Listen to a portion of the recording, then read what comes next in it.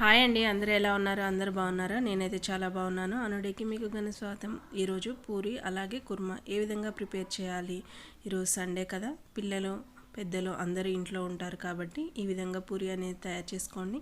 అలాగే పూరి పిండి అనేది మనకు బయట దొరుకుతుంది కదా, దాంట్లోకి ఒక గ్లాస్ బొంబాయి రవ్వ అనేది వేసుకోండి. హాఫ్ కేజీకి ఒక చిన్న గ్లాస్ అనేది బొంబాయి రవ్వ అనేది నేను వేసుకుంటున్నాను. ఈ విధంగా చక్కగా ఒక్కసారి అంతా కలిపేసేయండి. ఇలా వాటర్ పోయకముందుకే కలిపేసుకుంటే చక్కగా కలిసిపోతుంది. అలాగే పూరి అనేది బాగా కొద్దిసేపు పొంగి ఉంటుందనే ఉద్దేశంతో బొంబాయి రవ్వ అనే కలుపుతారు. కొంచెం వాటర్ అనేది వేసుకోండి. దీంట్లో సాల్ట్ కానీ నూనె కానీ ఏమీ వేయొద్దండి. ఈ విధంగా కలుపుకున్న తర్వాత ఇదిగో చూడండి, ఇది ఇంకా కొంచెం మెత్తగానే అయిపోయింది. ఇంకా గట్టిగా అనేది తడిపేసుకోండి. ఈ విధంగా కొంచెము ఆయిల్ అనేది కొంచెము ఒక 2-3 చుక్కలు వేసేసి కొంచెం సేపు నాననివ్వాలి. ఇది మార్నింగ్ లేవగానే మనం ఈ విధంగా కలిపెట్టుకుంటే చాలు. అలాగే కుర్మా కోసము ఇవన్నీ ముక్కలన్నీ కట్ చేసుకున్నాను కదా, అలాగే కొంచెం ఆయిల్ అనేది వేసేసుకోండి. తగినంత ఆయిల్ వేసుకొని, కొంచెం తక్కువైనా పర్లేదు. అలాగే కొంచెం జీలకర్ర వేసుకుంటున్నాను, కొంచెం ఆవాలు పోపు కోసం. ఇవి రెండో అయితే సరిపోతుంది. ఇవి కాస్త వేగిన తర్వాత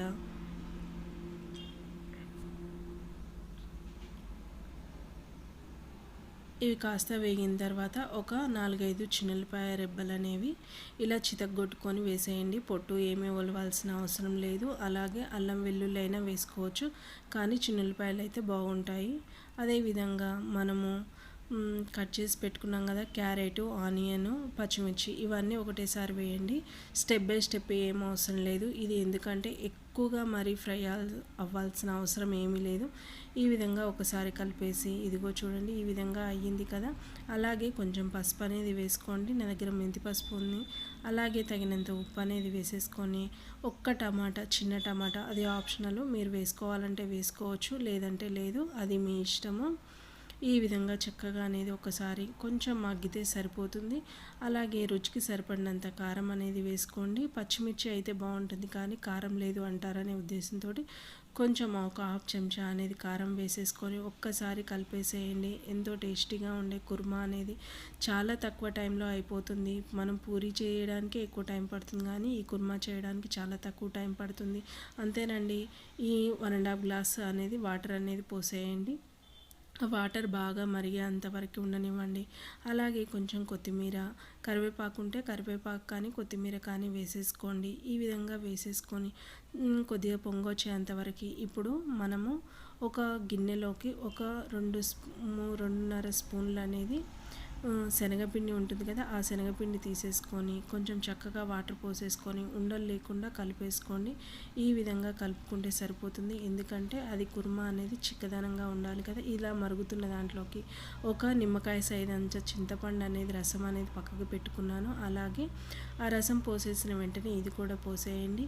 పులుపు అనేది లాస్ట్లో మాత్రమే వేసుకోండి. ఈ కుర్మా, ఈ శనగపిండి ఇవి రెండు ఒకటేసారి వేసేసుకొని కలుపుకోండి. ఎందుకంటే పులుపు అనేది ఎక్కువగా, చింతపండు రసం అనేది ఎక్కువగా ఉడకాల్సిన అవసరం లేదు. ఇలా మనం వేస్తుంటేనే చూడండి చిక్కదనం అనేది పడిపోతుంది కదా.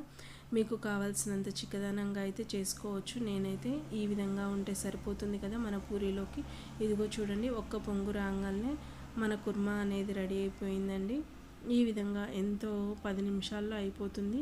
స్టవ్ అనేది ఆఫ్ చేస్తున్నాను చూడండి. ఈ విధంగా మనం ముందుగానే తడిపెట్టుకున్న పిండి ఏదైతే ఉందో అదనేది చిన్న చిన్న ఉండల్లాగా ఈ విధంగా చేసుకోండి. మనకి ఏ సైజు కావాలో ఆ సైజు అనేది తెలిసిపోతుంది కదా.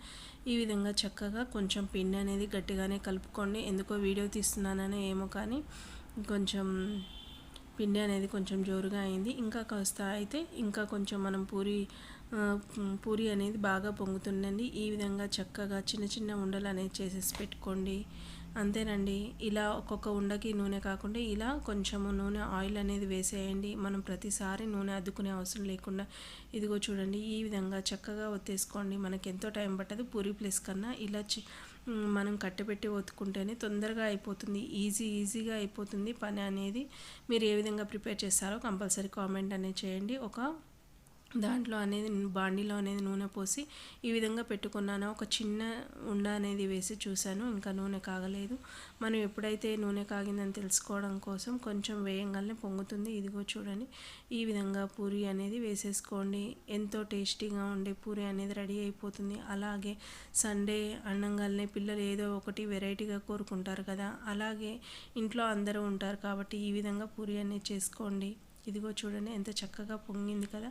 ఇంకా కొంచెం గట్టిగా తడుపుకుంటే ఇంకా బాగా పొంగుతుందండి. ఇదిగో చూడండి, ఈ విధంగా పూరి అనేది అయిపోయిందండి.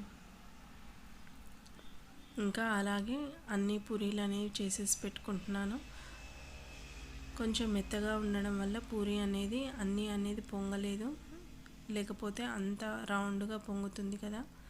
కొంచెం గట్టిగా తడుపుకుంటే సరిపోతుంది. ఇదిగో చూడండి, ఎంతో టేస్టీగా ఉండే పూరి అనేది రెడీ అయిపోయింది.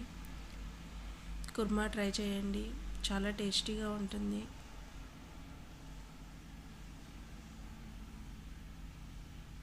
ఇదిగో అన్ని పూరీలు అనేది నేను ఈ విధంగా తయారు చేసి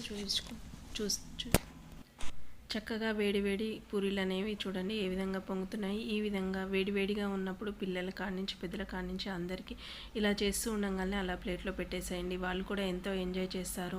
సండే అనగానే పూరికి మనం కాస్త టైము ఉంటుంది కదా, మార్నింగ్ పూట పిల్లలు స్కూల్కి వెళ్ళేటప్పుడు కొంచెం హడావిడిగా ఈ పూరీలు ఇవన్నీ పెట్టుకోవాలంటే కాస్త ఇబ్బందిగా ఉంటుంది. కాబట్టి సండే రోజు అనేది నేను ఈ విధంగా ప్రిపేర్ చేశాను.